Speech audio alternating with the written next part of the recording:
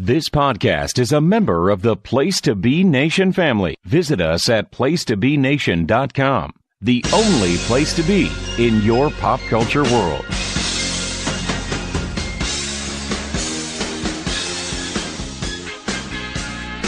From north, south, east, and west, North America, Japan, and back again, this is your home for modern-day wrestling. With the occasional trip back in time, it's Place to Be Nation's main event. Now let's head into Studio B with your host, Scott Criscolo, and the Godfather, Nate Milton. Welcome to Place to Be Nation's main event, episode number 108. This, of course, is your home for everything modern-day wrestling, here, there, and everywhere. I'm your host, the Godfather, Nate Milton, and I guess you could say I'm steering the ship solo this week because, I was out during the first segment of the last episode of Main Event, and this week, Brother Scott Criscola has a prior engagement. So, listeners, I need you to, and I'm channeling my man from Captain Smith here. Look at me. Look at me. I am the captain now. I think the movie was Captain Smith. I don't know. I'll ask my guest here. He's not even really a guest. He's more of the third chair here on the ship that is Place to Be Nation's main event. Ladies and gentlemen, you know him, you love him. He is the conscience of Place to Be Nation. And when he is not talking wrestling, when he is not helping people, you will often find him riding on a freeway of love in a pink Cadillac. Ladies and gentlemen, Steve Willie's in the house. Steve, how you doing this week, brother? Oh, Captain, my captain. I'm very happy to be here. We talked about Aretha Franklin the other day, and I thought about that song, and I'm like, man, I really don't like that song that much. And then it was in my head for the rest of the day, and dang, Aretha. Yes, you can write a catchy ditty.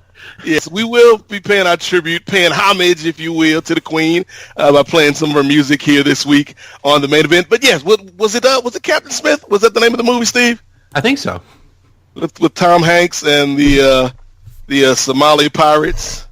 Oh, Castaway? No, that's not it. Oh, that was the movie with the volleyball. Yes, same thing. Pirates, volleyball. Yeah, Captain Smith, if that is indeed the movie, was the prequel to Castaway. Right. Because then he went back out, and instead of getting captured by pirates, he got shipwrecked and had to survive on an island with a volleyball. Right, which turned out to be the treasure, and it was very anticlimactic and very much an existential crisis for Tom Hanks. Captain Phillips, that was the name. Captain Phillips, yeah. Captain Nemo. Yes, Captain Phillips, Captain Smith. Either way, they are getting captured. Captain Antonio. Mm-hmm. Yes, but we're not here to talk about Tom Hanks movies, but we are here to talk wrestling, particularly in the A block here. We're going to focus on Brooklyn and the WWE's involvement at the Barclays Center over the weekend with NXT, Summerslam, and, of course, Monday Night Raw, and currently, as we are recording, SmackDown. SmackDown Live. I should call it by its Christian name. And to help us do that is another member of the Place to Be family. You know this man. You love this man. He has been recently released from spending 83 weeks on a chain gang with Eric Bischoff, Vince Russo, and Dixie Carter. So I guess you could say he's tired of the chain of fools as well. Mm-hmm. Ladies and gentlemen, Jordan Duncan's in the building. JD, how you feeling, brother? Man, talk about great timing. The one day I dress up like Captain Mike Rotundo is the day I come on the show. Man, wearing the garb and everything. I mean, you can't go wrong with Captain Mike Rotundo. No. If you want to talk about career paths and the way that this man has progressed over the years, he started off as a great amateur wrestler at Syracuse. He got mixed in with a bad crowd. Right. He captained his own ship. He took the money from captaining that ship and parlayed it into a great job with the Internal Revenue Service. Yep. And then, his kids kind of went awry and now they're mountain folk. I was thinking, sometimes we do everything we can for our children and they still wind up leading cults in the backwoods. So, what can you do? Honestly, Steve, thinking about the Bray Wyatt character and the ups and downs of this character, finding I was out. just thinking about my kid starting to get cold, and it's probably not so far from the truth. I gotta get back to reality. Finding out that Bray Wyatt really was this kid from this privileged upbringing who just kind of went down the wrong path might not be the worst thing for the character at this point. No, it makes sense. Yeah. Yeah, maybe he didn't pay his taxes as a child, and his father kicked him out. It'd be like that time in WCW where was it Raven, when they brought Raven in, and it turned out that everything that he did was just kind of an act, and he was really rich, and Sandman was his brother-in-law for some reason. Mm-hmm. And Canyon took him on a shopping spree, right? They went to the mall. Yeah, and there was a porn star involved too, Chastity of ECW fame, who started some adult movies. But that's going to do it for our WCW corner, because we are, like I said, guys, we're here to talk in this A block about SummerSlam weekend, the biggest week of the summer for the WWE. And we're not going to go match by match and break down, what we thought of each individual match, because there's a million shows that have done that by now. But what we are going to do is kind of give our overview of the weekend, and maybe spinning it forward, talk about what we are interested in going forward for the rest of the fall. So let's start with NXT, which, Steve is coming off of a triumphant performance on the Kings of Sport podcast, which you can check out now. And Steve had mentioned to Marcus and myself that the thing he was most excited for was NXT. And so let's start with NXT, guys. Steve, overall, what did you think of the card? Did you think this was one of the stronger NXT TakeOver specials? I think with any NXT TakeOver, at this point, it's a very high expectation going in, especially the Brooklyn shows, which is, it seems to be their big one of the year that they're building everything for. And while I thought it was a very solid show, there's a couple parts that were, it just wasn't that perfect show that they were usually doing, which is unfair to hold them to that standard, because you could still put on a very great show, and in my opinion, better than SummerSlam. Not that SummerSlam was bad, but we'll get to that. And just a couple matches that I thought that could be a little bit better. And when you're doing a 3-match series and you go all out in match 2 of the series, and there's just not much you can do to follow that. And I know that wasn't all of their fault either, with the Gargano and Ciampa match, with having Black going down for an injury. They had to switch things up, but I still really liked it. Probably give it I think I said to you guys that I was, anticipation was like a 9 or so. I'd still give it about an 8. The EC3 Dream match, we could talk about that one too, because I was disappointed a little bit, and I have a theory why. But the tag match was my favorite match of the weekend, with Roderick Strong and Kyle O'Reilly versus Mustache Mountain. The Adam Cole Ricochet was as good as I thought it would be. You have the super charismatic Adam Cole with the super athletic Ricochet. There's just some great spots in that match, and I even thought the Shayna Baszler Kairi Sane match was enjoyable too. And I haven't seen much of Kairi Sane. I've seen quite a lot of Shayna Baszler, pretty much seen all of her matches, and she is going to be a star.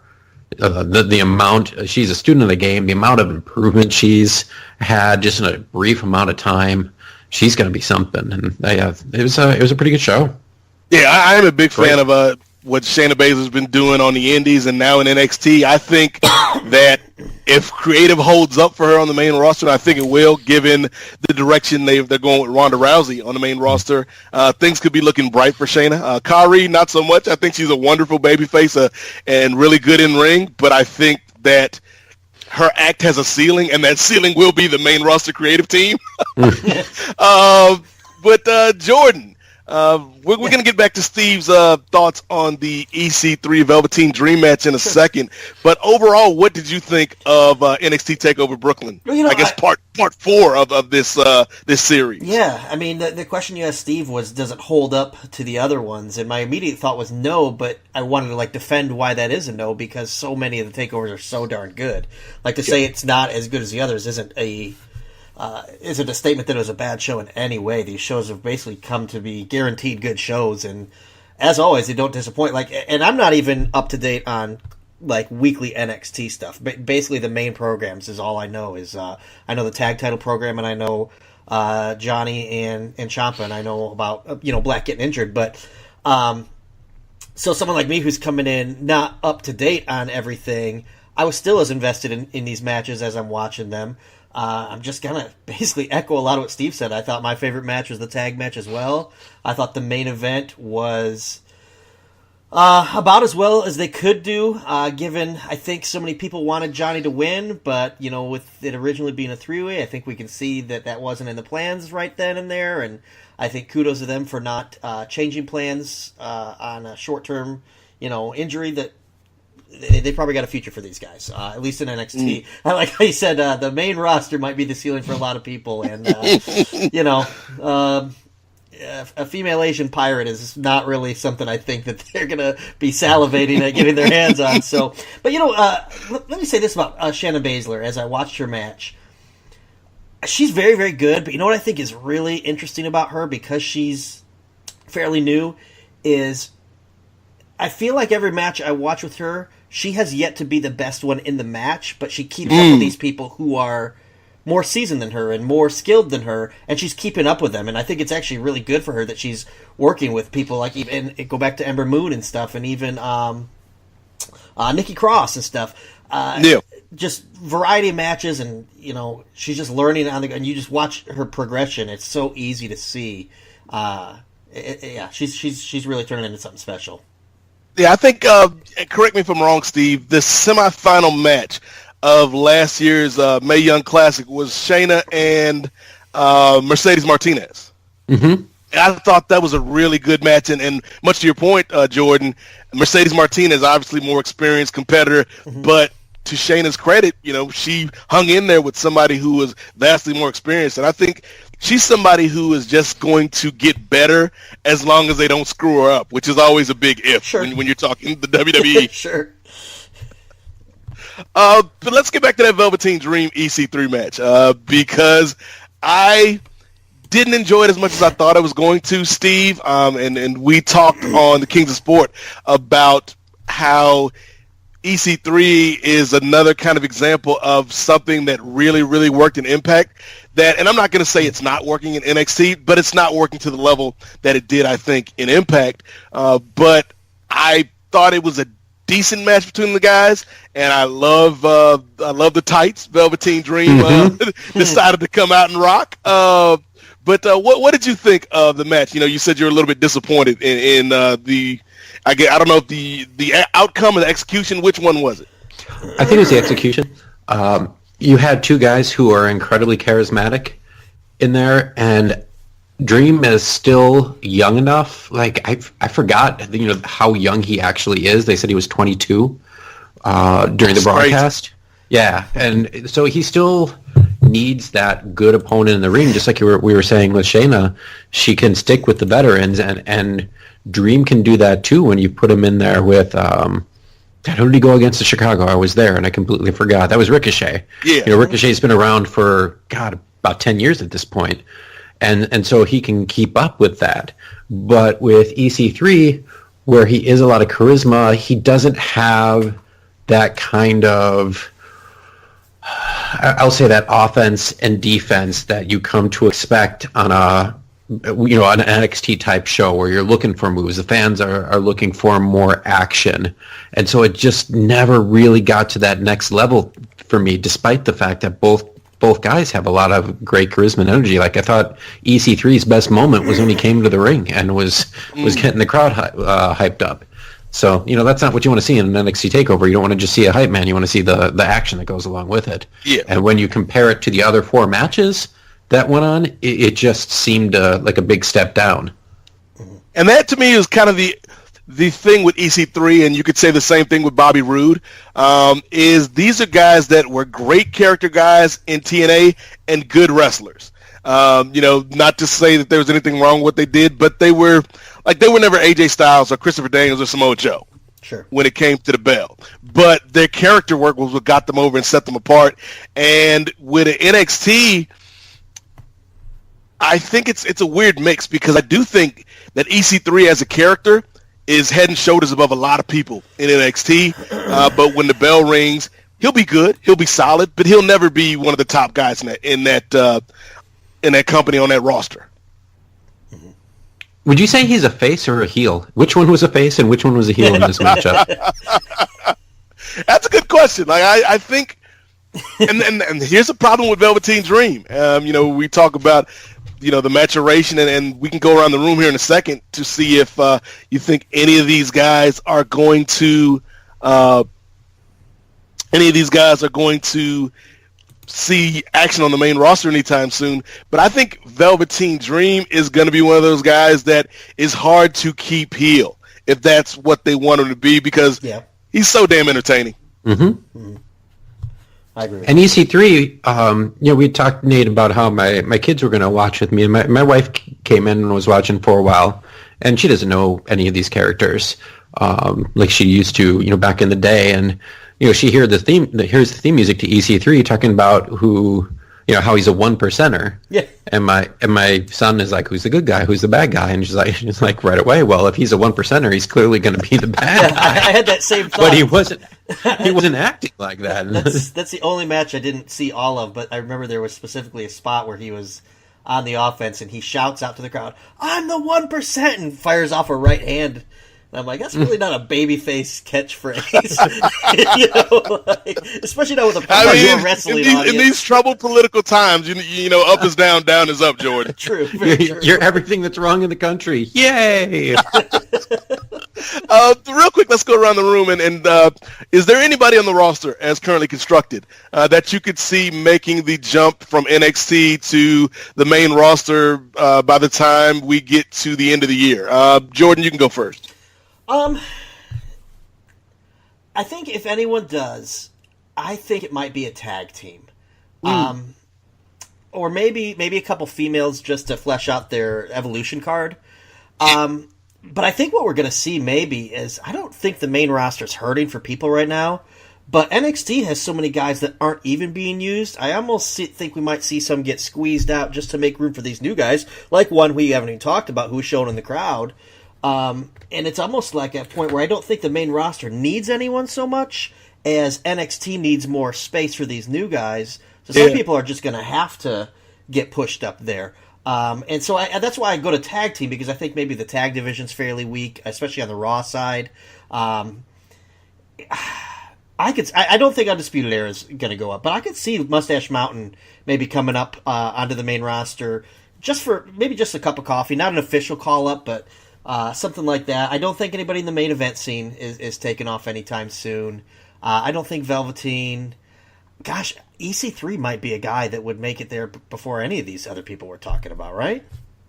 Yeah, I mean, at least from a character standpoint, I think he could make an easier transition than a lot of the guys. I'm going to say I like where you're thinking in terms of the women, especially with the Evolution show coming up. I think Shayna Baszler is somebody that we might see sooner rather than later. So, they took the belts off of her, and we saw what happened with Ronda at Survivor Series. So I can see Shayna making the move.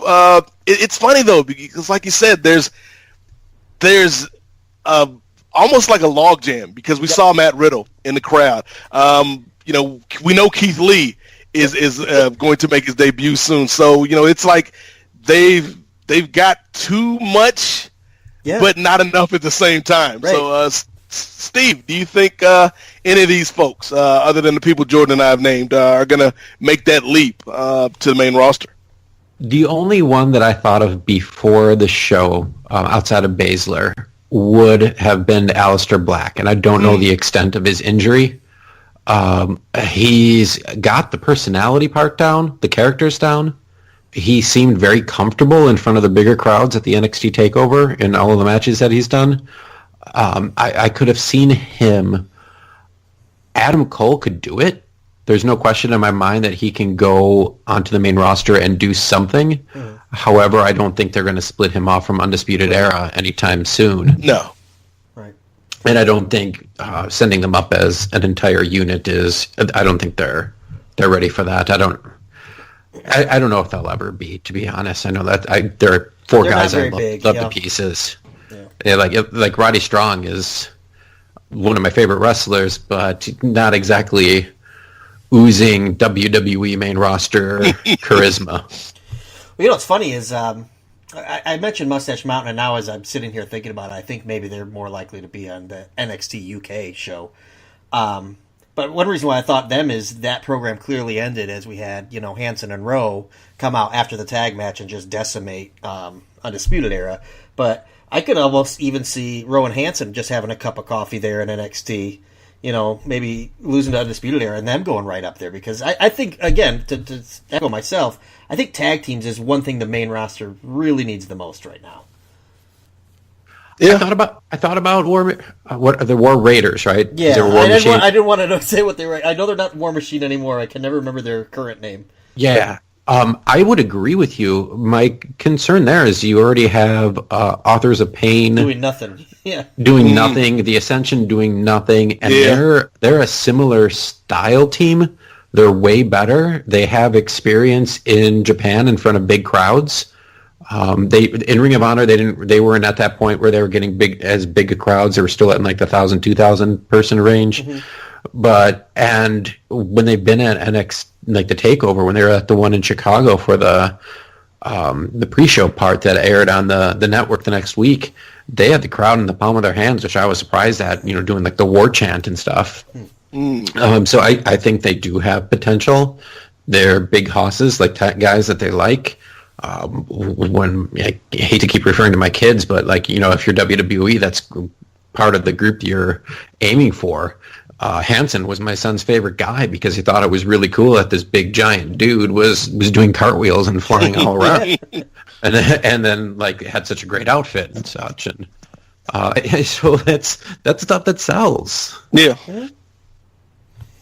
so that was NXT TakeOver Brooklyn. Again, a fine show. Maybe didn't live up to the level of previous takeovers, but again, like Jordan was saying, the bar is set so high that even a good show can somehow feel diminished in comparison. But speaking of comparison, fellas, let's go from the appetizer, because this is just a snack. And this is just breadsticks, Steve Willie. And, you're an Olive Garden aficionado, much like Virgil. You don't want to fill up on breadsticks and meat sauce before you get your lasagna. So let's dive in to the main course of the weekend, which was SummerSlam, the 8 hour spectacular. I think that's the way to describe. I think that's the way to describe all their shows now. 6, 7, 8 hours. You just lose track. First question, guys. When did you start watching the show? Did you watch from moment one, or were you like me and only tuned in at... Actually, I turned into the TBS Superstation. I went back in the day. I tuned in at 8:05. So when did you guys tune in? Well, I'll answer that quickly because I actually didn't get to watch it live because I was out celebrating my wife's birthday, so I didn't even get to watch it until today. What? Yeah, I watched it today. And here's a nice little life hack. Just watch it 2 days later and don't watch the pre-show. It seems a lot shorter. I like that advice, but to be fair, to play devil's advocate, what's a better birthday present to a spouse? It's true. Than SummerSlam. It's true. Yeah, but she's a big Brock Lesnar fan, so I couldn't do that to her. What about you, Steve? When did you tune in? It was not intentional, but I had some time, and so I worked out a little bit and watched a bit of the pre-show, the first 2 matches on the pre-show, and it was just because I had a free bit of time to go do something. Otherwise, I was going to skip it. It was not intentional. That's a ringing endorsement. That's a pull quote right there. Steve Willie, a wrestling fan. It was not intentional that I watched your pre-show. Yeah. But to be fair, though, Steve, you did get the bonus of seeing Terry Crews start the pay-per-view, which was good. Yeah, I really only skipped the BT match, and that was because I decided it might have been a good thing to eat dinner with my family. And it breadsticks and lasagna, right? Yes, all you can eat. Well, they certainly gave us all you can eat on a card that had 13 matches, including the pre-show matches. Yes. Overall, I gotta say, guys, normally I am one that is kind of down on the current WWE product, but I must give credit where credit is due. In terms of the SummerSlams ever since the company's moved this summertime extravaganza to the Barclays Center, so we're going on 4 years now, I'd say this was top to bottom the best SummerSlam since the move to Brooklyn. I gave that a lot of thought. because I went to the first two that were there, 15 and 16.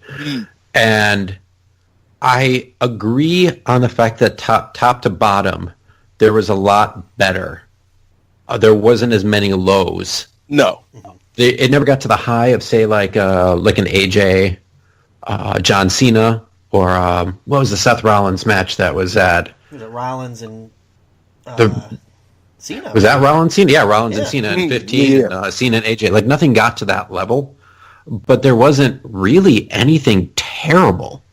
There was a lot of forgettable, I think. Like, I barely remember the ending of Dolph Ziggler, Seth Rollins. A day later, it took me a while to think about what actually happened in that match.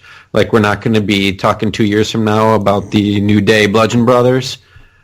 But there are a few moments that were pretty big, and I do think it exceeded my expectations. And my expectations were that it was going to be an average show, and I thought it was an above-average show. I didn't think it was like a show of the year, not an all-timer, but I enjoyed it. What about you, Jordan? Yeah, I was joking when I said I didn't watch a pre-show, that makes it better, but I do think that made it emphatically better, because one of my biggest complaints about these shows is just how darn long they are. I say that about WrestleMania as well, but that cuts, almost 2 hours out of it. It's still 4 hours long, but it didn't feel like 4 hours long, which I think is a really important thing. You can do a 4 hour show if you don't feel like you're 4 hours. And I think what Steve said is right. The lows were not that low. There was some stuff looking at the card that I was not interested in. Like, why does Baron Corbin have a match? Why do I have to watch this? Oh, it's done already. So I think they were smart in that sense. I think they paced it pretty well. Nate, if you think you're down on the WWE product, just listen to me for a little while. And here I am saying that the show is totally fine. I was talking to Steve earlier today, and rather than do like star ratings, because everybody's got star ratings, I just kind of gave it a 0 or 1 each match, 0 or 1. If it was no good, I gave it a 0. If it was good, I gave it a 1. And at the end of the show, I think it was like 6 of 11, and that was given a 0 to the Elias thing too. So I mean, really, it's like 6 out of 10, which maybe for SummerSlam doesn't sound great. But I went in with no expectations whatsoever. And those zeros were short stuff. Like, I gave a 0 to Corbin and Balor. It was 5 minutes long, But yeah, I think there was some stuff that we might be talking about down the line as memorable. That's a conversation we had in our Place to Be live chats the other day, the day of SummerSlam or the night of, about stuff that's memorable. It's really hard to tell in the moment what's we're going to remember months from the line. But, I mean, Ronda won the belt, Yeah. Brock lost the belt. Those are two things that immediately we think of as big deals. Whether they wind up being big deals or not, we'll see. But as of right now, they seem like they are.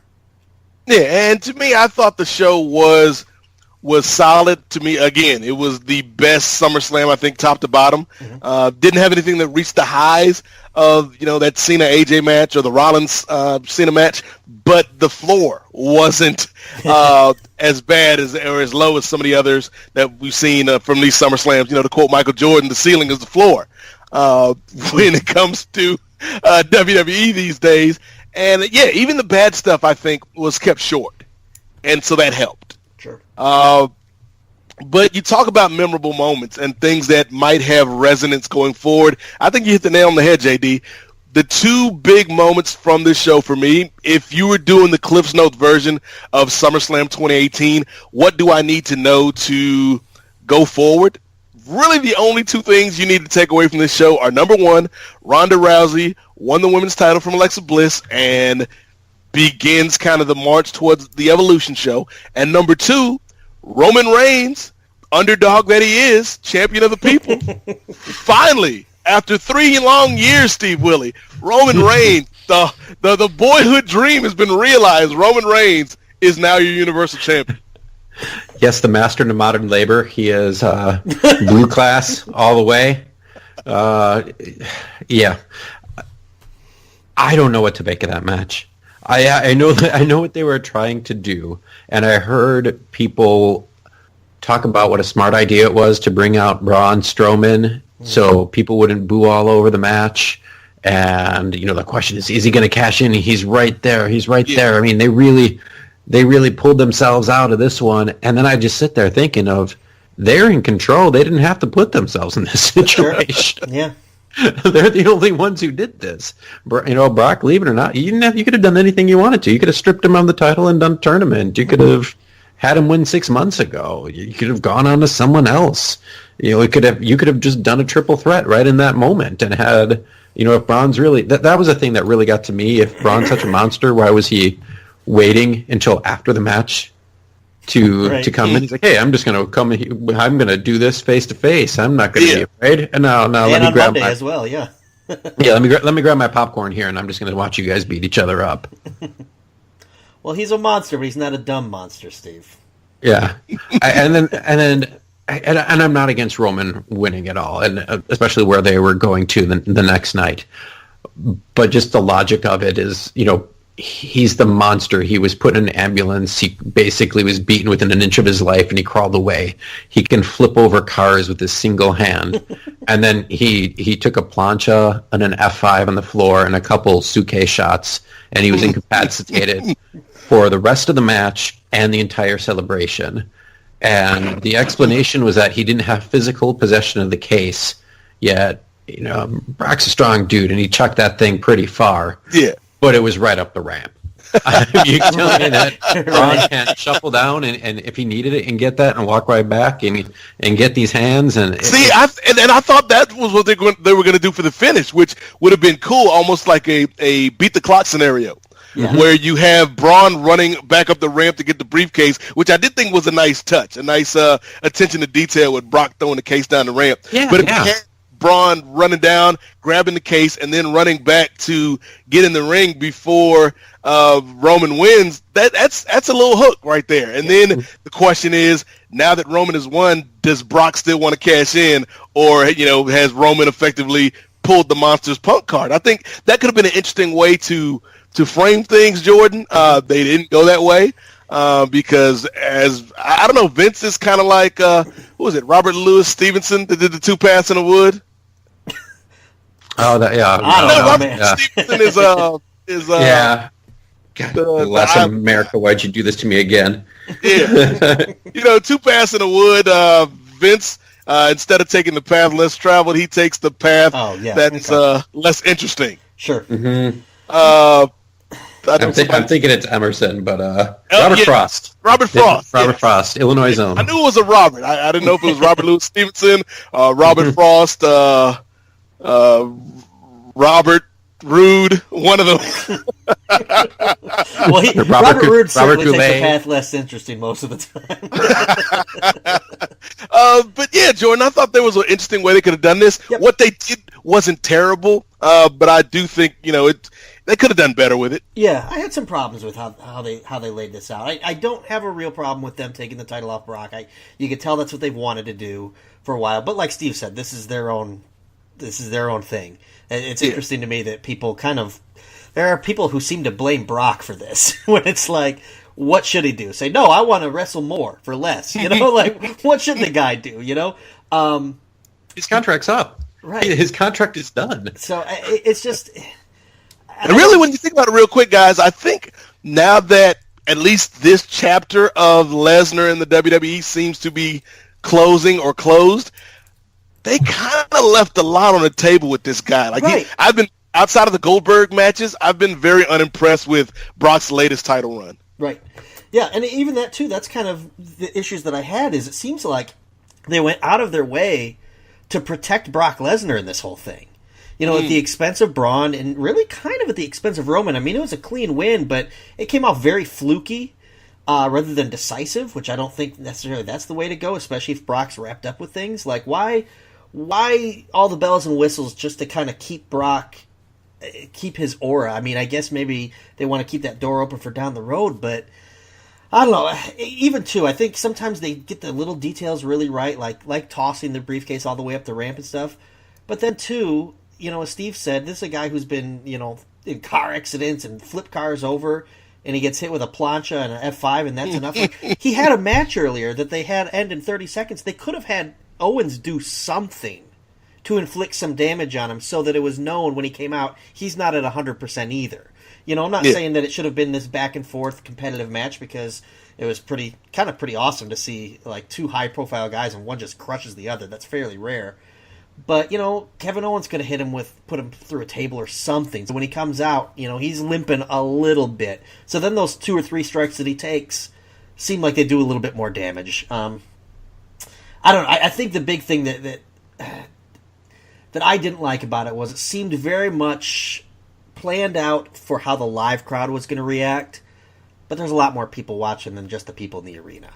And I don't think that they, sacrificed Braun, although that's a risk. I don't think it's a very high risk, but that was a risk that they seemed to have taken, because Braun kind of looked sort of weak. He came out and got clobbered by both of them and didn't do anything, So I just think the biggest question mark for me was why protect Brock so much? Yeah, well, then let's spin it forward to the following night on Monday Night Raw, where we ended the show, and in my opinion, that Raw was not as hot as the Raw after SummerSlam should have been. It felt, it wasn't terrible, but it felt a little flat. But tired. We did, a little tired. But we did end off with the reformation of everyone's favorite faction. Of course, I'm talking about. I was thinking, Cool. I was trying to think of something cute. The Mexicools are back, everybody. The Mexicools and Lay Cool. Who saw it? Mexicools, Lay Cool. It was just a cool way to end the show. But no, Carlito's back too. Because he spits in the face of people who do. There it is. It all ties together. He's the mastermind. It's like Marvel. It's Marvel. Everything's connected. But yeah, we did end off the night with the reformation of the Shield, who came out, Rollins and Ambrose, to the aid of their brother Roman Reigns. The Hounds of Justice are reunited, and we end the night with the Shield, figuratively, not literally, but figuratively, fisting Braun Strowman. So, fellas, what did you make of, and unlike Steve not watching the pre-show, that was intentional, that joke. What did you make of the closing segment on Raw and the reformation of the Shield, as it looks like Roman and Braun is kind of our next program? You go ahead, Steve. No. I'm intrigued. It obviously was something to pop the crowd and shock the people at home. It's the same question as we asked about EC3 and Velveteen Dream. Yeah. Like, who are we supposed to cheer for here? Yeah. Braun has been the mega face on Raw. Roman gets booed, Brock gets booed, but everyone's happy with. But now you put together the Shield, and crowds like surprises. They like reunifications. They like when people come back. People were really sick of Dean Ambrose when he left. Yeah. They were in heaven when he came back. He looks like $1 million, but he also looks like he has an old man haircut now too, which is like a Jack Gilbert. So now you're in another situation where you have your hot monster babyface versus your hottest group in the last 5 years, easily. Yeah. So, even if they act as heel, and it's crazy how you can boo Roman Reigns out of the building, but if you put Dean Ambrose and Seth Rollins next to him, he's the greatest thing since sliced cheese. Right. It's that's how fickle some of the people are. I feel like they're going to act like the Shield are heelish, but then long term, what does that do for Braun? Well, see, and I don't even know if I wouldn't even put enough faith in them to do that, though, Steve, because as we've all known, their main goal out of this, unless there's been a course correction and Vince has had that road to Damascus experience and had the scales lifted from his eyes, he doesn't want Roman Reigns being booed. He wants Roman Reigns as his top babyface. So unless there's been a change in plans, which I'm 100% for, if the Shield is this heel group whose goal is to accumulate championships, we got Rollins with the IC belt, Roman with the Universal title. Maybe they can, give Dean the Cruiserweight title because, much as I love Cedric. It's not getting a lot of exposure right now. But I love the idea of the Shield as this heel group who is bent on keeping the title around Roman Reigns, but I don't know if that's what the story is going to tell us. Sure. Mm-hmm. It gives us intrigue, though. Yeah. It builds intrigue, and that's something that they don't often have. Like, I do enjoy. It's like the rubbernecking with the Brock Lesnar matches. You know, when you're not sure what's going to happen, and that's part of the reason to watch. Hey, this is intriguing. This is new. It's a little bit out of the field. I had thought, like, hey, about a week ago, hey, all three of these guys are on the same show.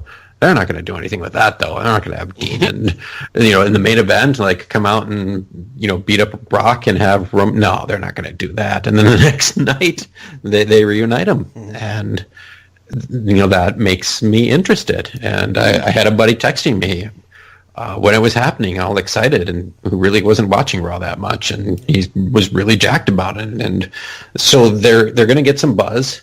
They might pop a rating for the next couple of weeks after this happened. It usually takes a little bit of while of build to get better ratings. It's not just going to happen overnight. So we'll see what happens. I'm intrigued. Yeah, and even with ratings, even if the actual TV ratings don't move, that's going to get like YouTube views and stuff like that, which they love. Right. It did for me today. Right. I didn't watch Raw. Same guy that was texting you messaged me, and when he told me what was happening, I'm like, oh, I better turn that on. Because here's the thing. I try not to get into wrestling arguments, because when you think about it, arguing about wrestling is really silly. But one thing that I've always taken stance against is the people who say that wins and losses don't matter. Because I feel like they ultimately do. And I understand the stance that they don't matter to the company. But in terms of acts that we as fans care about, wins and losses matter. And the Shield is a group that rarely ever lost and was booked very, very, very strongly. And sure enough, they come back last night, and me and Steve have both said Braun Strowman's a guy who's been flip over cars and stuff like that. It's not believable that he would take a beating, but yet when the Shield administers that beating, we're like, yep, the Shield can take Braun Strowman, because that's the effectiveness of solid booking, Yep. I think it's interesting, and I think what is interesting is that we are like, who's going to be the good guy? What's going to happen here? That's stuff we rarely ask anymore with WWE stories. Usually we ask, when's it going to end?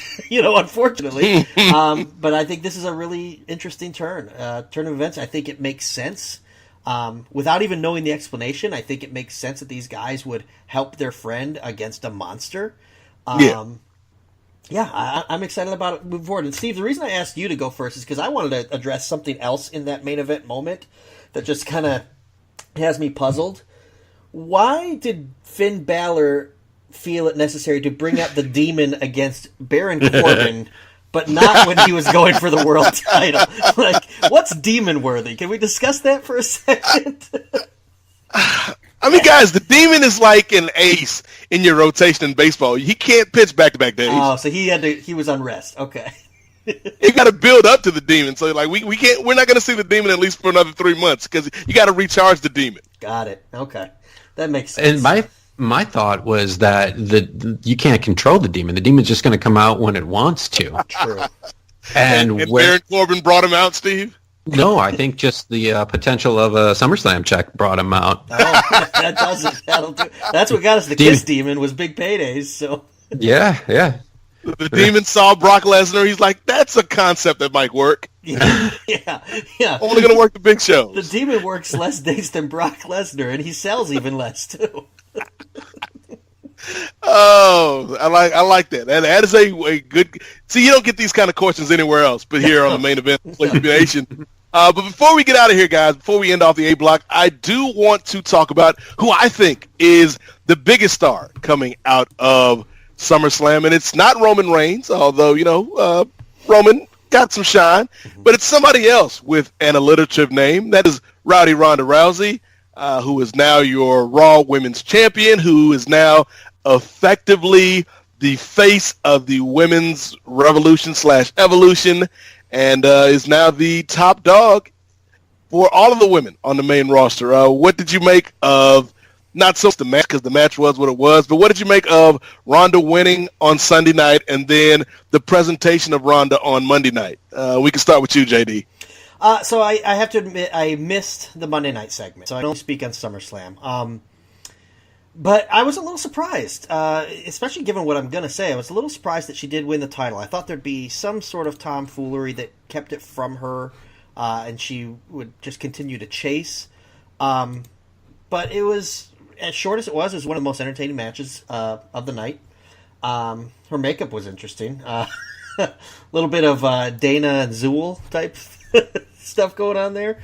But yeah, she's really taken to this very, very well. You know, we talked about Shayna Baszler just getting better and better. Ronda has far less matches under her belt, and she seems like a total natural.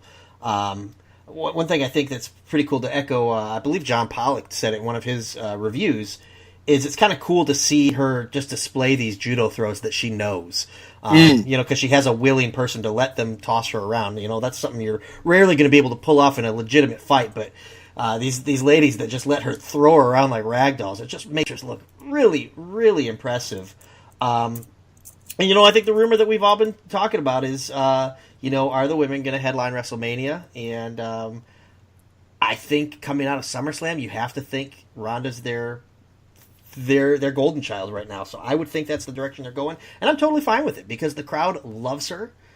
She's presented in a way that even people who I think were cynical coming in have come around on her.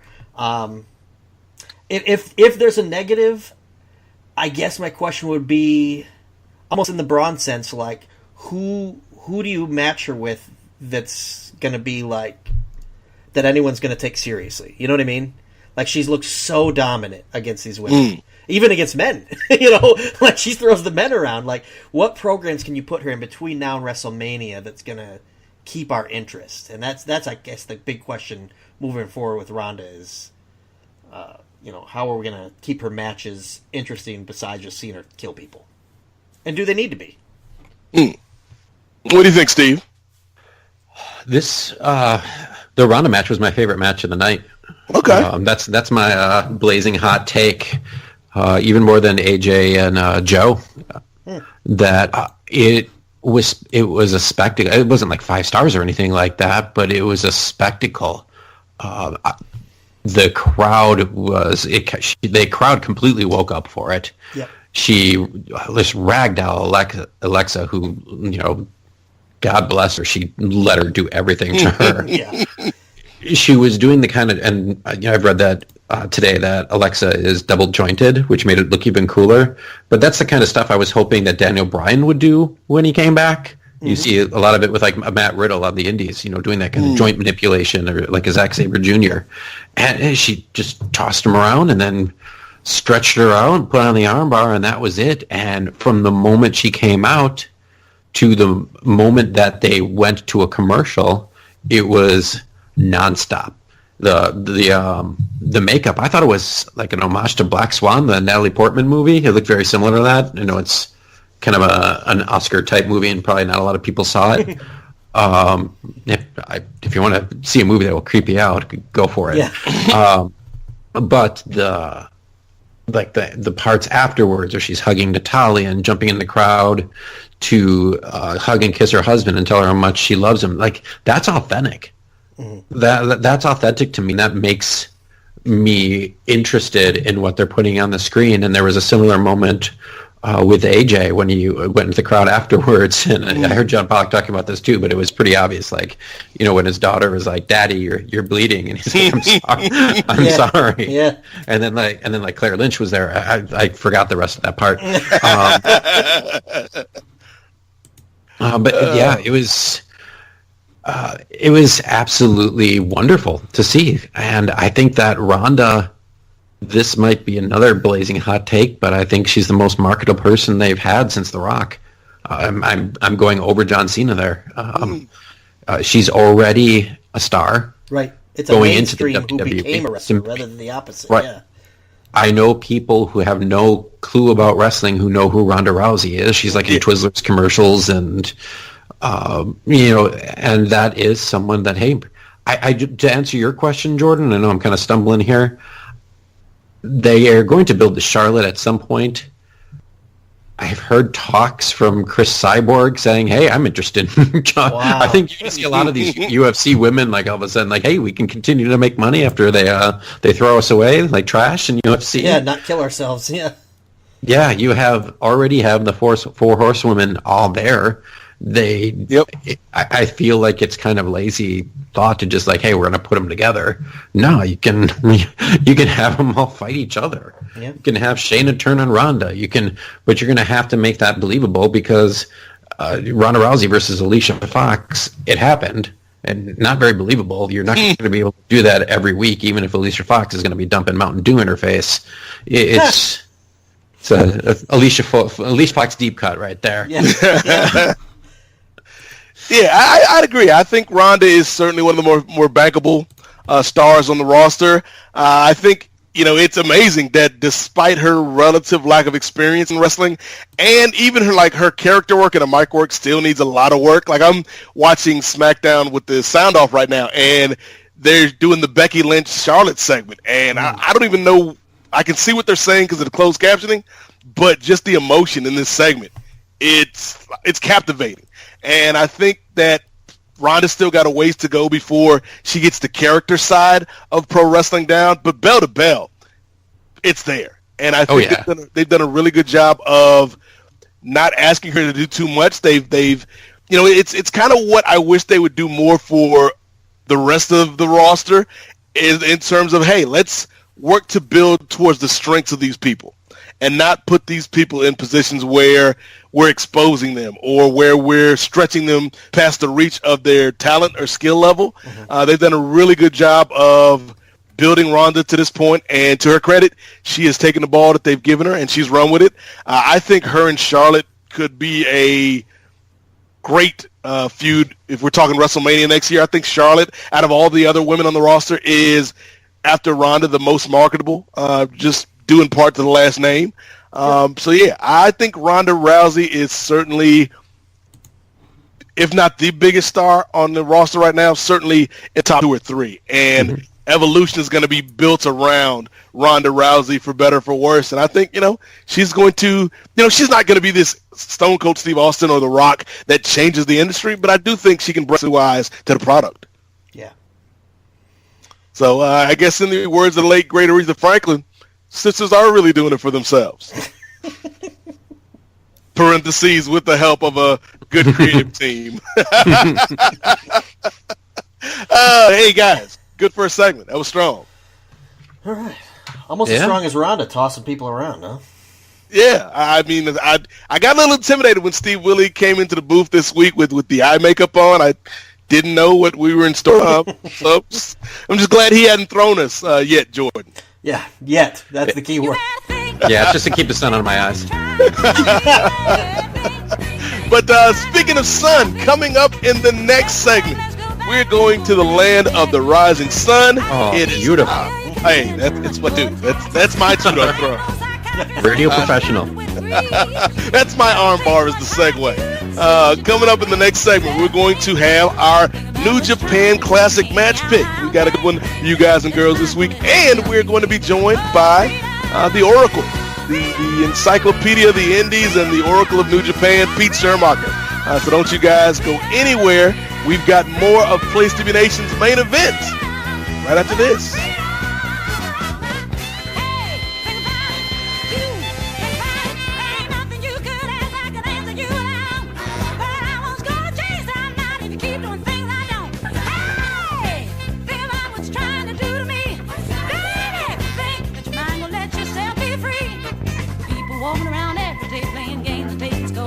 Promotional consideration paid for by the following.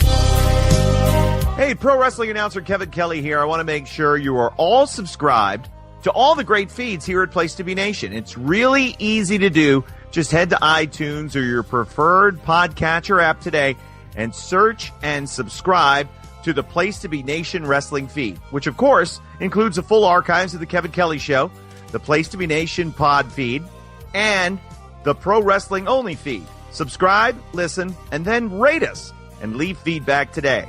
And be sure to give Justin your true thoughts. I mean, don't hold back, after all. he is kind of a jerk. Just listen to Scott.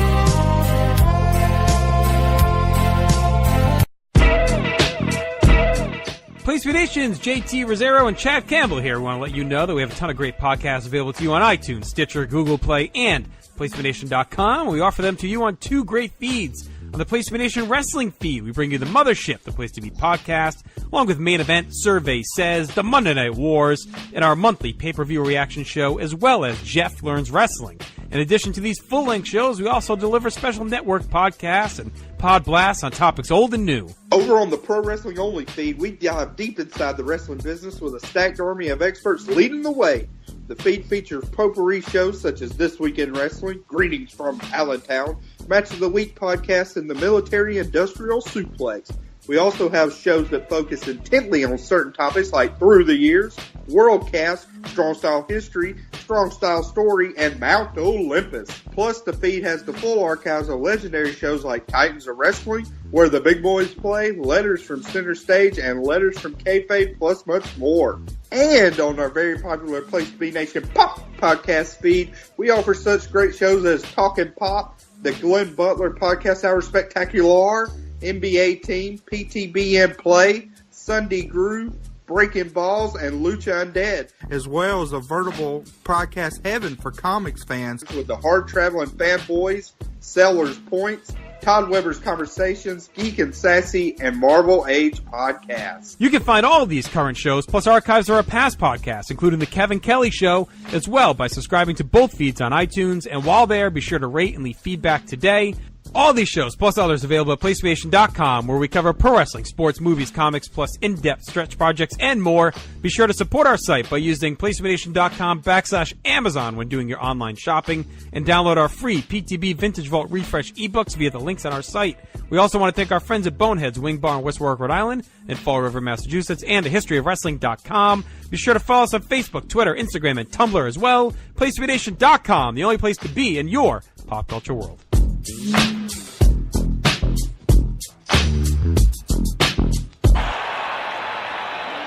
And now, here to sing America, the Beautiful, the Queen of Soul, Miss Aretha Franklin!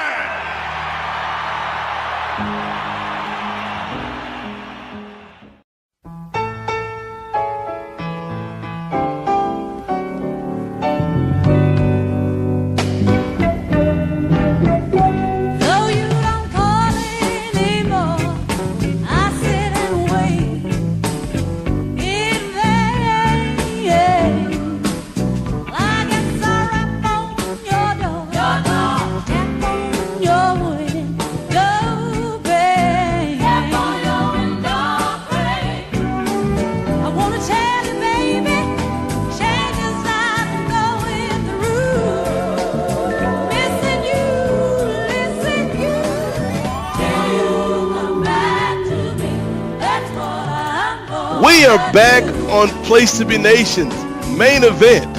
You got the Godfather. You got the Conscious Steve Willie. Of course, you have Jordan Duncan in with us this week. And we are going to get into some New Japan.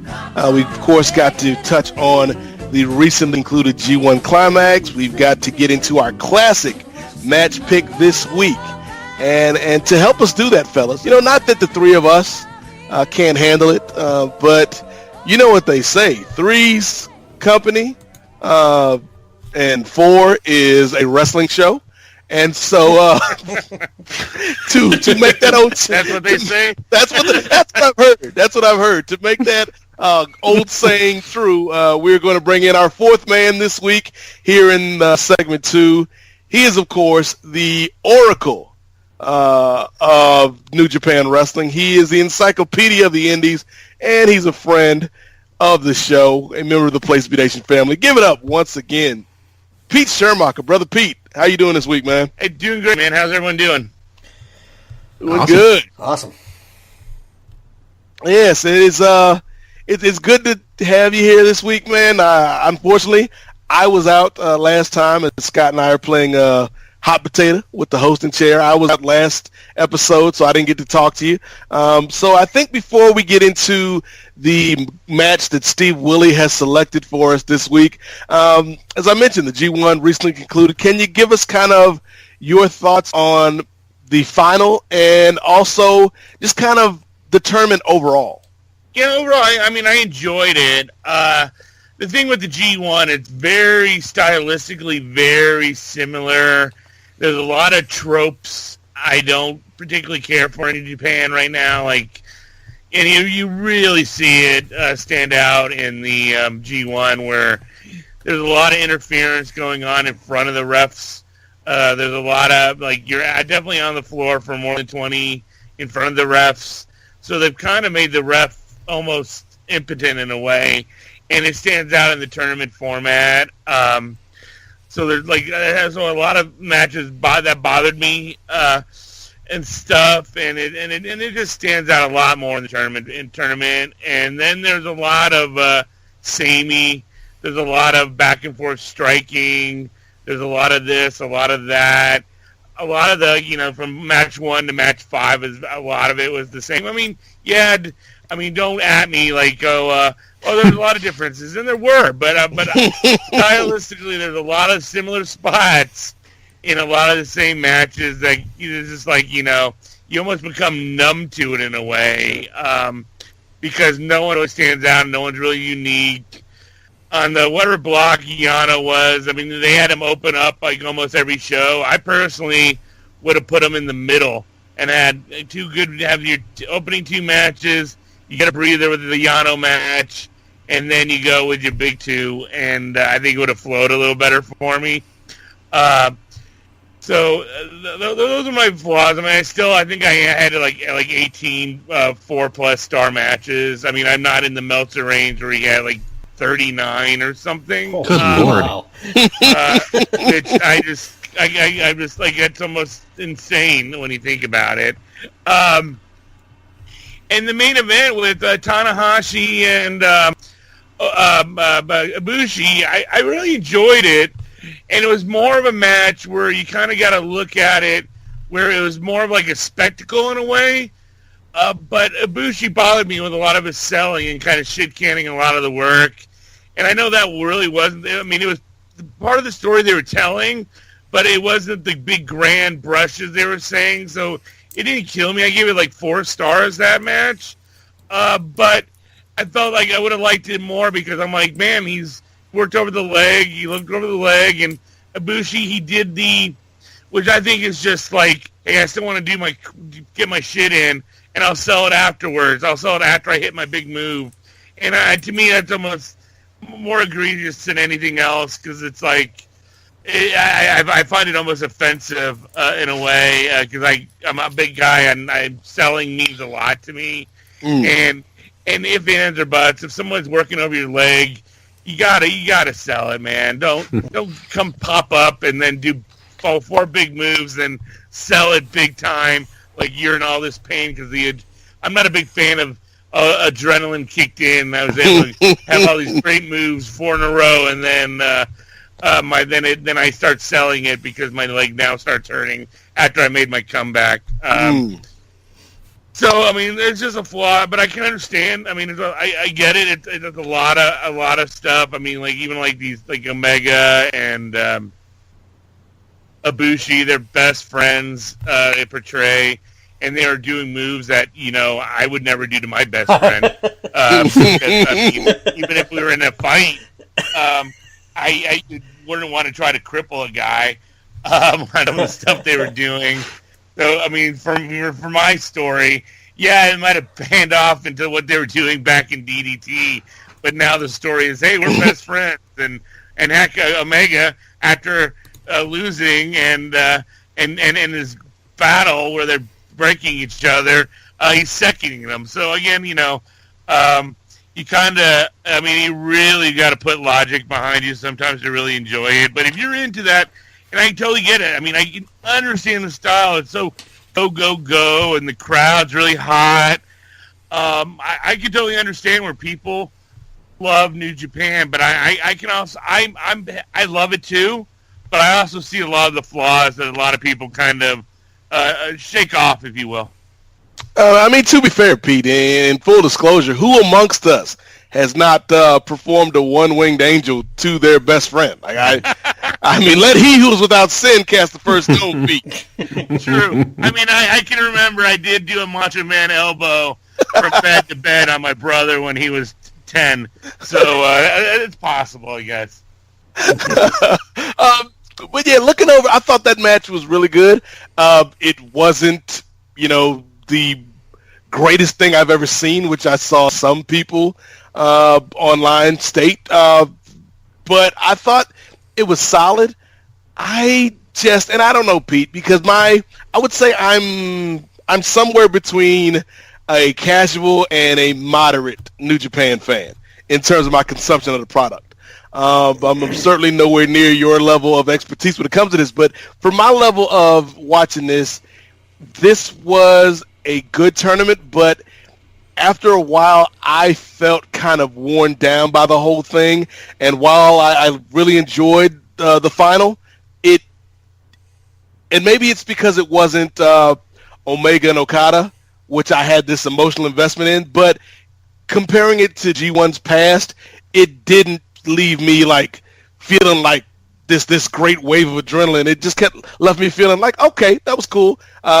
I don't need to rewatch really any of those matches. They were good, but I'm cool with this year's version of the G1. I'm with you. It felt like it was a chore to get through this year. Part of it was there was like no really new, fresh matchups at all. Mm-hmm. Yep. No new talent in the tournament. They could have thrown a Jeff Cobb out there. I mean, we obviously Riddle signed with with WWE, so I mean, obviously that was off the table. But they could have thrown us something. Having some of those guys in there, it was almost like, do we need Yoshihashi? Another Yoshihashi. Yeah. I mean, we're gonna get the Yano thing. I mean, I like Yano for what he does, but getting him, it was a chore to get through. And I'm with you. I'm totally with you. In the past, it felt like the stakes were higher. Yes. Yep. And you had fresher matchups. Like a couple years ago, Michael Elgin joined in, Cody, the guys from Noah came in. So it just changed. The dynamic here was just really conservative, is what it felt like. Steve, did you have a chance to check out any or all of the G1, and what was your thoughts on the entire thing? I went through the first 14 nights. I will catch up with the last couple nights. I already know what happened, so it's no spoilers for me. What I started doing is, and this is not the only. I'm not like reinventing the wheel here. Like the B block was clearly the bigger block with more stars in it, and had the more intriguing matches. So I was watching most of the B block matches, and then cherry picking the A block matches, which made it a little bit less of a chore. I might be able to pick up a match at work during lunchtime, or throw on 3 after the family goes to bed. So I thought that was very helpful for me. I, from the very beginning, too, with what you're saying with just the names, Pete, I was hoping for a little bit of change. I was not only Jeff Cobb. I thought Jeff Cobb was going to be a gimme in the tournament. I was even hoping for someone like David Finlay, maybe, or someone younger who's been on the roster to be able to move up. And I thought Yoshihashi was going to be out. I think it was Dominion. Kevin Kelly was implying that Yoshi didn't deserve to be in it. He's like, he's definitely someone who's on the bubble for this tournament. I was like, wow, you don't usually hear the announcers bearing the talent like that. Yeah. He did that a few times on some of the talent choices, and I got a chuckle out of. Yeah. Well, he's in there now. He has been there, for over a month that he stayed there for that tournament, not coming home. So he's getting to know more of the politics and what's going on, and it's starting to come out in commentary, which I enjoy. I enjoyed that more than when he's busting out talking about 6-star matches and stuff. Which, I have no problem with that on the indies, but you shouldn't be doing that with the second biggest promotion in the world. It shouldn't be about match quality. Yeah, it should be the storylines. the other trope that really gets to me, and it happens more and more when you see the singles matches, is the 19 count and rolling in. Yeah. That has to be twice a show. Oh yeah, and it doesn't mean anything unless you pay off on it. Yeah, and they pay it off once in the G1 usually, or once in the junior tournament. Mm-hmm. They do pay it off once. I don't know if they did it this year in the G1. I'm not sure, but I do recall them doing it in the juniors tournament at least once. But yeah, but it's still sad because you kind of know they're going to pay it off at least once. Right, out of 90 matches. Yeah. And where they probably do it in about 30 to 40 of them. Yeah, and the drama is completely, for me, like gone out the window because you know what's happening. Yeah. And I actually thought there was going to be a turnaround on some of that no selling. Like, I disagree with you a little bit with the adrenaline stuff. I don't mind if it's one move. Yeah. Like you just pull something out of nowhere, and you were saying 4 moves too, so I know what you were meaning by that. Like all of a sudden you just put off this fury of offense. Like I can get like you're down on the ground and you pop up and you just nailed your last chance kick. But Michael Elgin, who I'm not really a fan of anymore after all of his kind of behind the scenes stuff, right? But he. In one match, he was selling an arm injury from earlier in the tournament, and he started. He couldn't hit with his right hand, so he started throwing the clotheslines with the left hand. And I'm like, man, that's good. That's what I want to see. Like make it real. And Michael Elgin's left hand is going to be still stronger than most people's main hand. Yep. And then the next match that he did, it was like nothing happened. He had no injury anymore. 2 days later. Yep. Yeah, there's like no consequences a lot of times, or. It was even Matt Riddle, I remember at WrestleMania, not this year, but last year. Not last year, but the year prior, the one in Florida. I mean, he had a neck injury and this is all in the same building. He had a neck injury on the Evolve shows, but anything else, it didn't matter because it was like it didn't happen. It's a different universe. Sell it for the progress shows, and it was so weird and stuff. It's like, come on, man, we're all in this. It happened in this building. It doesn't matter if it wasn't under the Involve umbrella. I mean, come on. What about you, JD? Real quick, did you get a chance to check out any of the G1? And if so, what was your take on this year's version? Yeah, I haven't seen the finals yet either, and I didn't marathon it because I knew that I would bail way before it ended. So I quit before I even started there. But just kind of echoing some of the same stuff you guys said. I think was Jay White the only guy making his debut this year in the G1? I mean, the only new guy is Jay White, and Jay White doesn't do a lot for me. I mean, I think Adam Page. Hangman Page. So yeah, I mean, those are the only 2 new faces. I think maybe one thing that I would just add is I think it really showcased the disparity from the tippy top guys to the rest of the field this time around, because looking at it, there's so much. We mentioned Yoshihashi and even Jay White and Elgin and Fale and all these guys that, there's just no real interest for me in seeing them face off against each other most of the time, nor are they going to generate any real interest in these guys doing anything of any importance. I think even before the tournament started, we can look at maybe 4 guys and say, here's your A block and here's your B block finals. So, if you can see that and call that shot ahead of time, then you have to take weeks to get there. That could be tough.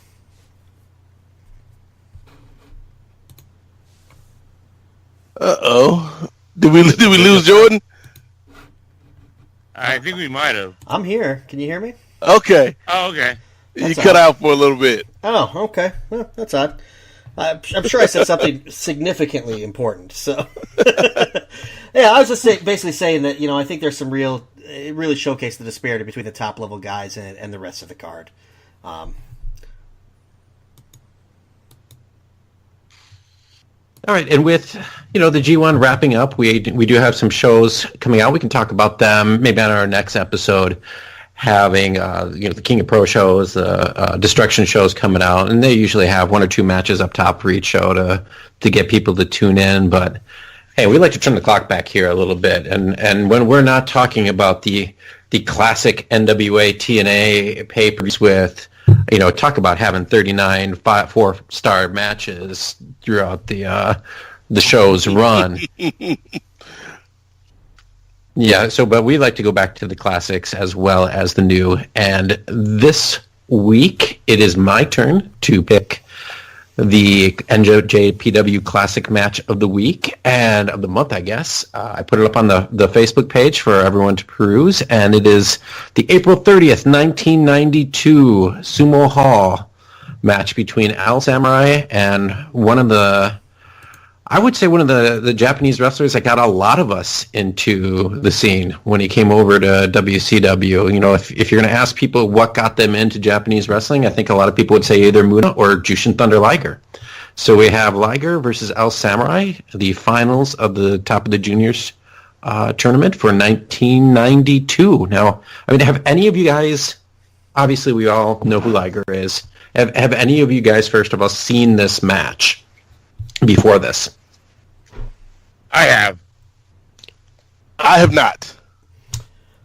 We were talking earlier. I thought I had, but I think I've seen a different Liger Samurai match. Okay, yeah, and I had not either. I thought I had seen this one as well. I've seen, like most people, seen a lot of the 93, 94 stuff, which most of the tape traders of our age and our generation was kind of a seminal tape for all of us. Yes. Pete, did you see anything differently this time when you watched it? Do you have any specific memories of the first time that you watched it? The first time I watched it was, it must have been, 2018?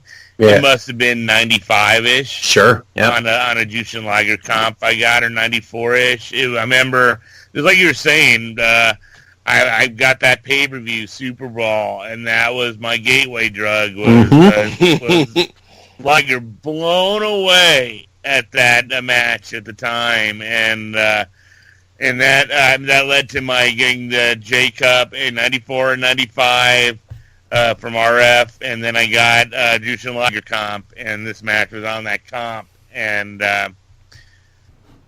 it at the time when I first originally watched it, I think I was underwhelmed because I was into Jushin Liger because of the high spots. Sure. Mind you, I was graduating high school, or I was in my first year of college when I got this. I was at home, so I must not have gone to college yet. So I might have been like over summer or whatever, or maybe a break or something. But I was underwhelmed at first. I'll tell you, I have a completely different opinion on it today. Because I was more geared towards wanting to see the big risky dives, and they had them here, but it was presented a lot differently than how they did in Super Brawl. Yeah, I completely agree, because it wasn't just, your typical, I like the Young Bucks, but I'll call them out on this. Like, sometimes their spots are just for the sake of spots and for the oohs and the ahs.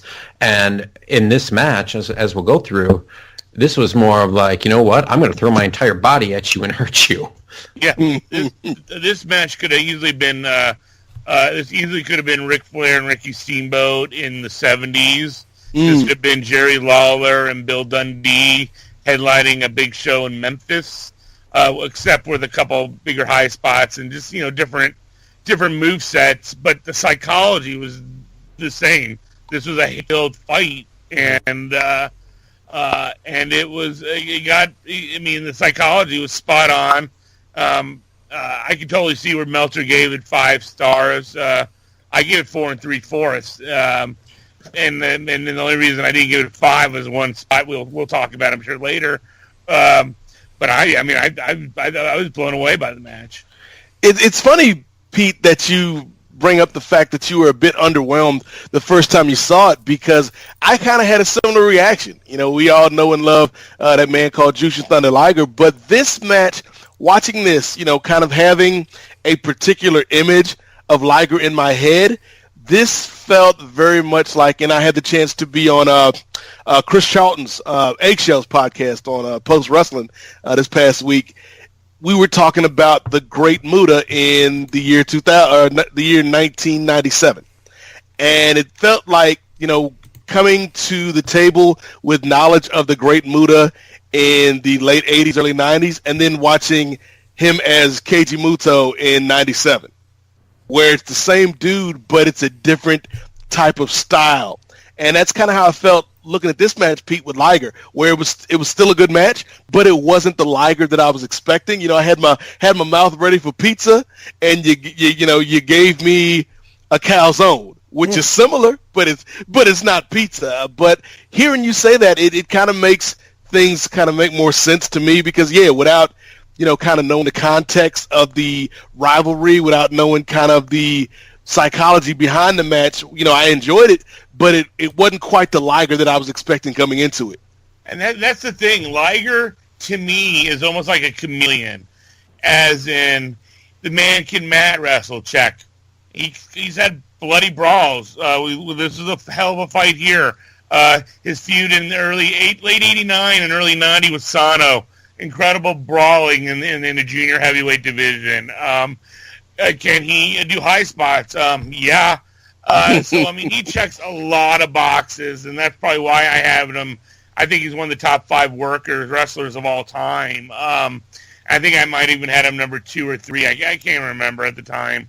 But I know for sure he's in my top 5 of all-time greatest wrestlers. And that's because of his output, doing so many different things. I mean, and a lot of that, the dude was diagnosed, with a brain tumor in 1995, and it's 2018, he's still performing. Mm-hmm. As Steve Austin said on Jim Ross's podcast when he found out Liger was still working, this was 3 years ago, Jushin fucking Liger is still wrestling? That's insane. I mean, the guy is still putting out. As of last year, I saw him having 4-star matches at times. The guy can do no wrong. I mean, the guy is so versatile, and that's the thing about Liger. Our first exposure to him was this high spotty thing, but once he got diagnosed with a brain tumor, he started focusing more on the mat, started dialing down on the thing, or his body's breaking down. So, hey, I'm going to become more of a mat wrestler, or, hey, I can still have a good garbage brawl here. I mean, the guy is so versatile, and he's a guy you don't really think about when it comes to versatility, but the dude is about as versatile as it comes for a 200-pound wrestler. Mm. All right, he can be a jerk, too. He can be a real jerk heel, too. Yeah.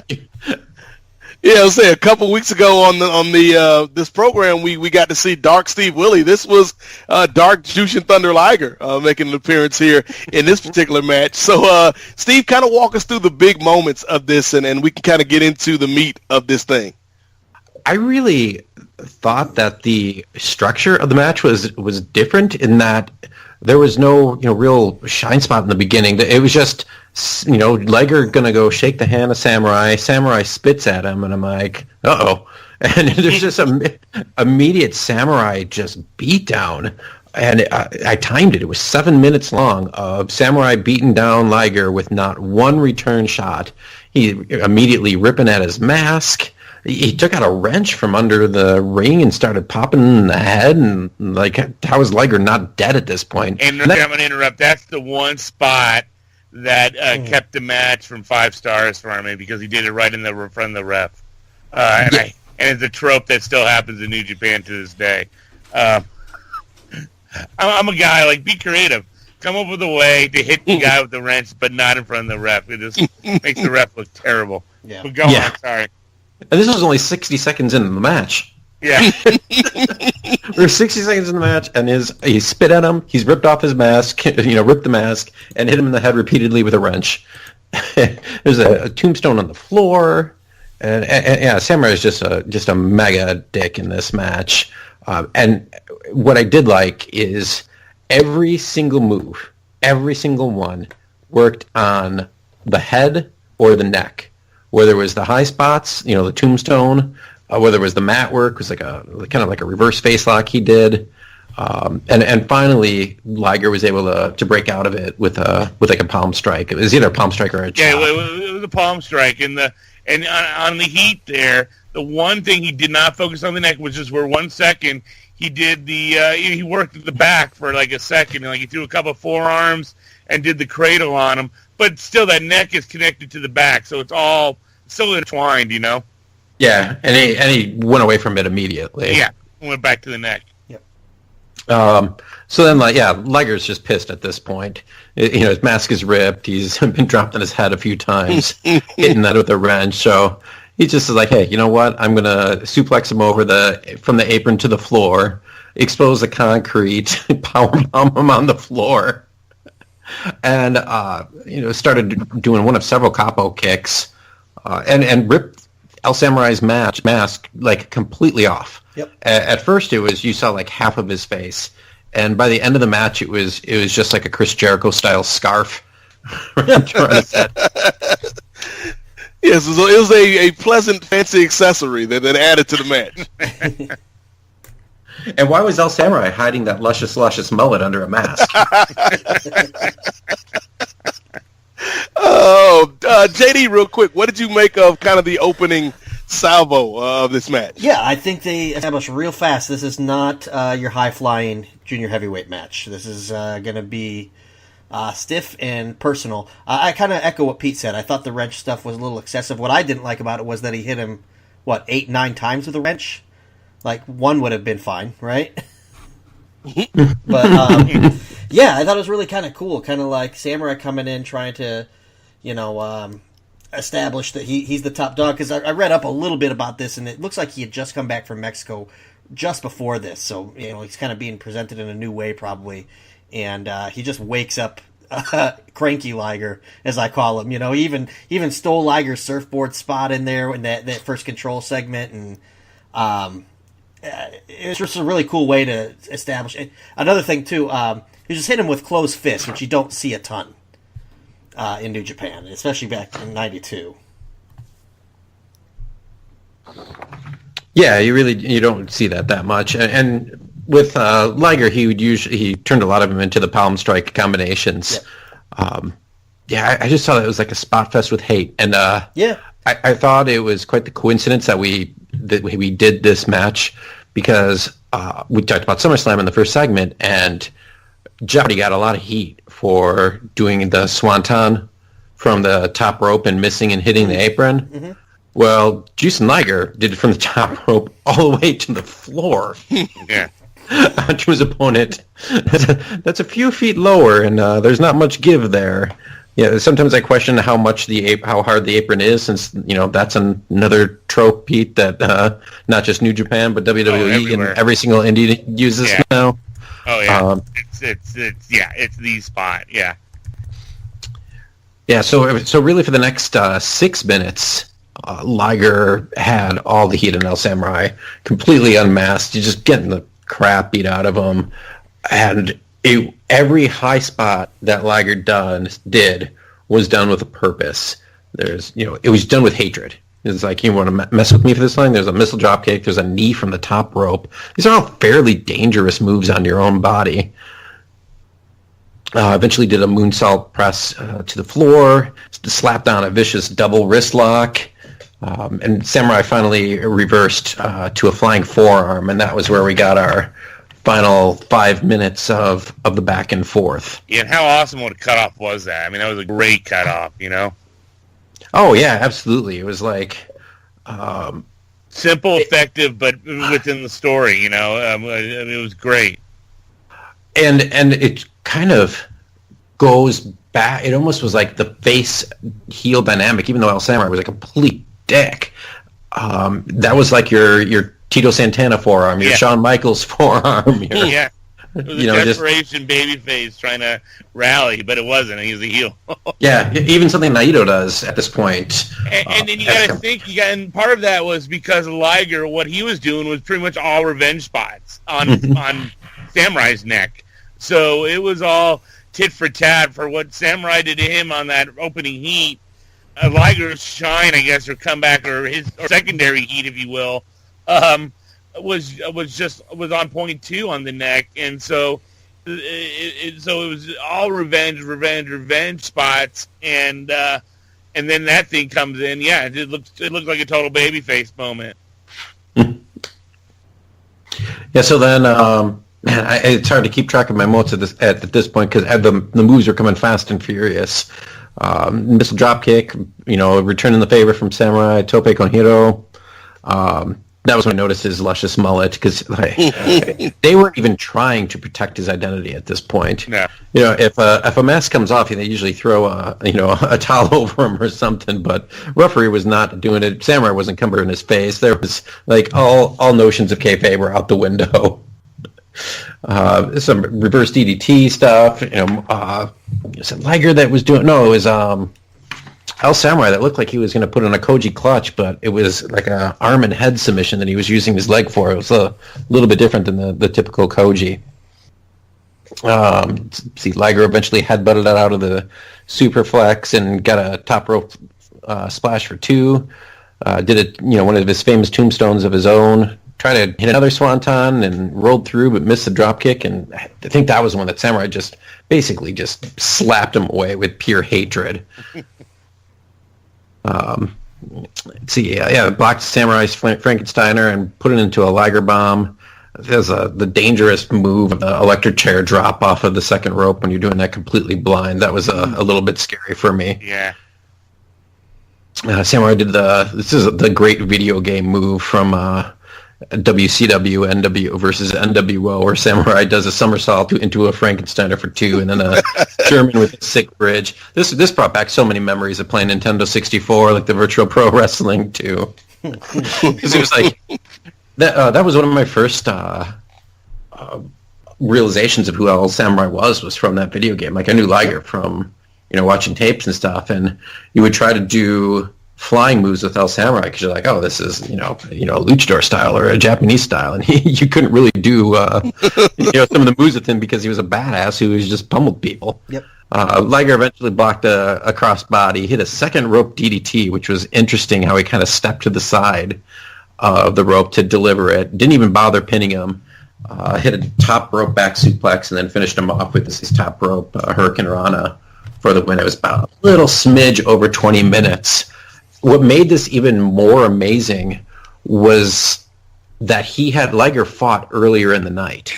And it wasn't like Braun Strowman beating up on Kevin Owens. They were tied going into the finals of the tournament, the second and third place. So Liger had to do a tiebreaker in order to qualify for this match and then still be able to win the tournament. And he was the first person to win one of the junior tournaments while still holding the junior belt. Yeah, I thought this was a really good match. Again, I was a bit underwhelmed just kind of with my own expectations coming in, thinking of what a Liger match in my head is. But especially at finals of a junior heavyweight tournament, you're expecting all the bells and whistles. Yeah, I was expecting them to hit all the spots, but after kind of going through this, and I watched the match twice. I watched it when Steve first announced his pick, and then I watched it again tonight before we got on the mics. And after hearing, especially what Pete had to say about Liger kind of being this guy that can do everything and anything that is needed in a match, and the psychology of this thing, I like the match better. It's still not going to be probably one of my favorite Liger matches, but I really enjoyed it. I think if you're a fan out there who is kind of getting into the back catalog of New Japan, and obviously Liger is one of those names that you're going to start with, this is a good match to watch. It's a little bit different, but I got to say, Pete, I had a good time with this match, even though it wasn't, even though it was a calzone and I wanted pizza, it was still a pretty good meal. Yeah, I mean, I absolutely loved it. And the psychology was straight out of the Jerry Lawler book. Like, I can almost hear Lance Russell going, Jushin Liger, he's naturally a slow starter, because that was always the line with Lance when he's talking about Lawler, because they go right to the heat right off the bat usually. And I mean, I've seen Lawler heats go for 15 minutes when it's just selling. And so here, this was structured like an 80s match in a way, except they didn't have the opening shine. Usually in the big classic matches like Flair and Steamboat in like 89, you get like a big 15, 20 minute, or even heck, let me go 1990 with like Luger and Flair at Wrestle War. I mean, you got a big like 20-minute shine from Luger, and then you get the heat, big 14-minute heat, and then a comeback, and so it was structured similarly but different, and I absolutely loved it. I mean, it had checked all my boxes and gave us a different Liger than a lot of people are usually going in expecting. But it's actually a Liger who does it pretty damn good. I remember that comp I was talking about earlier. It was the first matches on there were Liger versus Sano, and it was similar in that vein. This match. Yeah, I think I actually have that comp too, but I got it within the last year or two, and now I'm gonna now that you sold me on it, I think I'm gonna go back, and that will be my next big watch after I finally finish the G1, which will probably happen by December, I'm thinking. Yeah, that's the other thing that spoiled me with the G1 was I went to Scenic City Invitational, and that's why I was talking with Scott last time. And that tournament just had so much different variety as opposed to the G1, where it was very cut and dry. G1 is very similar. The Scenic City, all the different matches were so different and fun in their own way and stuff. So there you go. Yeah. My SCI plug. the obligatory, like it wouldn't be an appearance from the Encyclopedia of the Indies if we didn't get that. It's up there with like Mania Weekend for me. I mean, it's a lot of fun. Yeah, that's part of the fun of doing all the traveling. It's not just the wrestling; it's like the camaraderie as well. Yeah, especially when you do the tournament. Like I did. I got there on a Thursday. I left Monday morning, and we did the tournament. We saw 3 shows Friday, 2 shows on Friday. 1 show Friday, 2 on Saturday. And then we went down to Tennessee, and then we drove 2 hours to another indie show, Sup, on Sunday. And then also on Thursday, we got Papa Hale's karaoke. So, I mean, along with all the camaraderie of hanging out at different functions throughout the day, from hot dog eating contests to wrestler Q&As. So, yeah, it was a blast. Real quick, Pete, because we have not talked, you and I, since obviously Riddle showed up on NXT, and even before that, Keith Lee. So what do you make of those two guys and their future prospects for NXT and the main roster in general?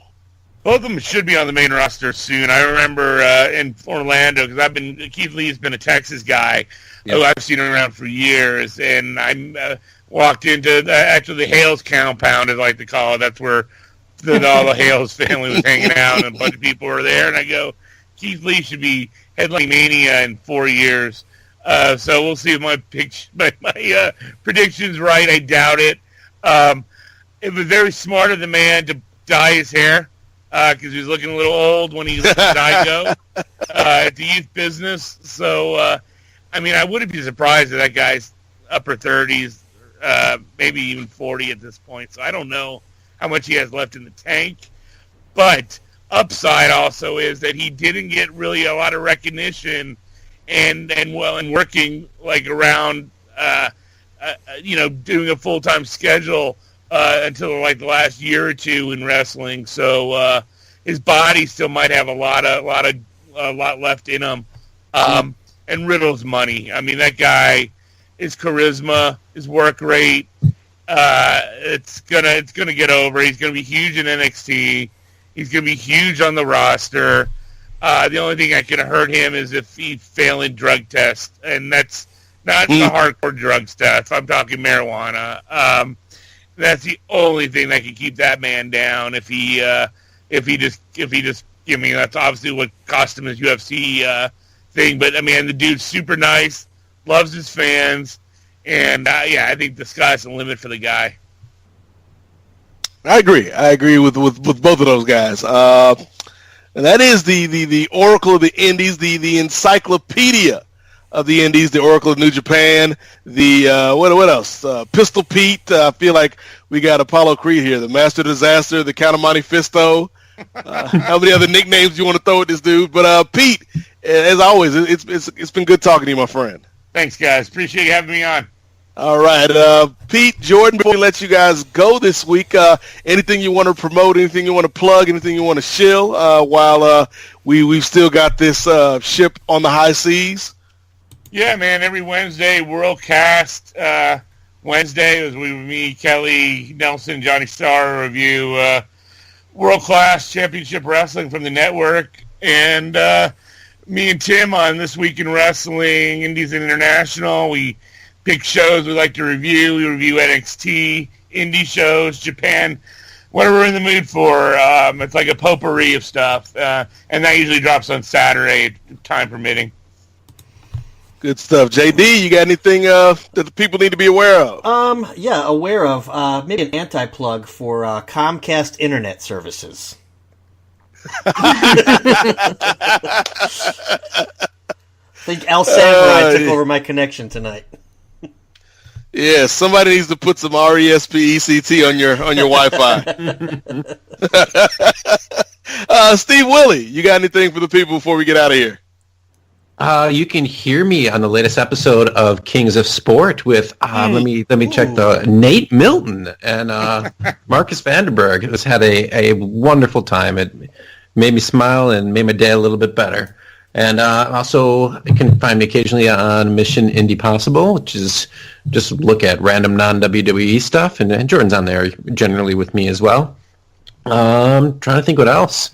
That's it. On Instagram, Steve Willie, Wille, 1, the number 1.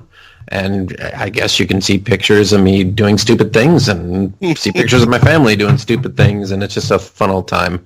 And if you follow me, I follow you back. Good stuff. And you can, of course, find me on the Kings of Sport, where we brought a young, up-and-coming rookie, Steve Willie, onto the show this past week. We like to pass the torch to the young kids out there. Give them some shine, give them the rope. And I'm very similar to Keith Lee, that I'm old but don't have a lot of mileage on my body, my podcasting body. Oh, you just got to get you to dye your hair, and you'll be in there.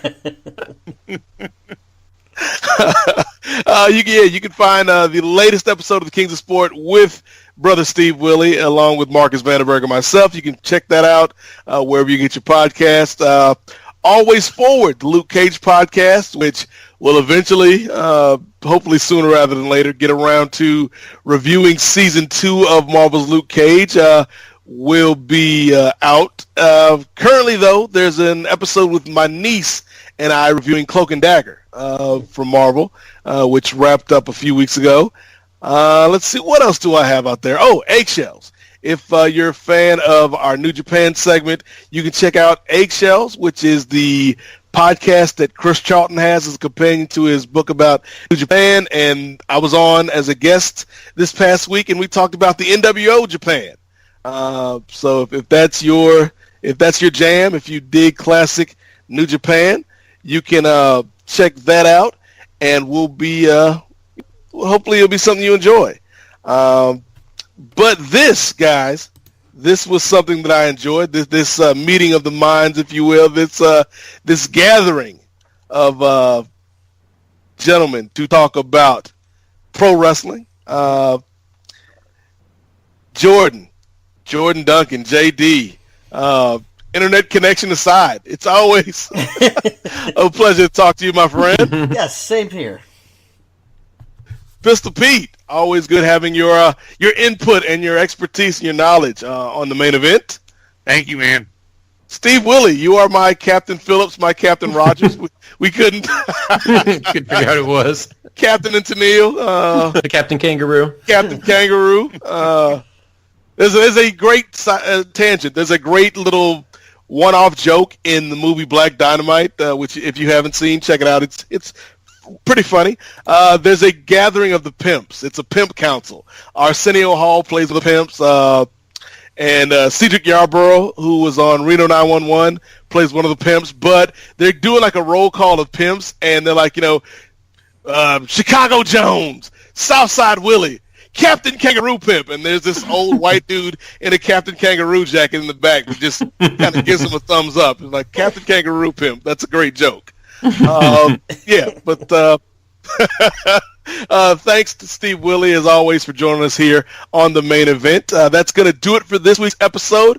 Brother Scotty will be back next time for episode 109 in 2 weeks, where we will be discussing the week that was in pro wrestling, and we will have another, Steve, I know you're ready for this, another class NWA TNA pay-per-view review. Woohoo! God bless you guys. Hey, I would say the worst is behind us, but yeah, it's not. I like to say it gets better before it gets worse, but I think it just gets worse, gradually better, and then continues to get worse. Yeah, but we've got that to look forward to. So that's going to do it for this week on Place to Be Nation's main event. Again, be sure to check out the website, check out all the great articles and podcasts put out by the good people here at Place to Be Nation.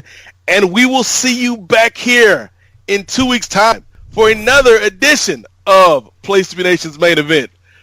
For Jordan Duncan, for the Oracle, Pistol Pete Schermacher, for Steve Willie, I am the Godfather Nate Milton. We'll see you next time.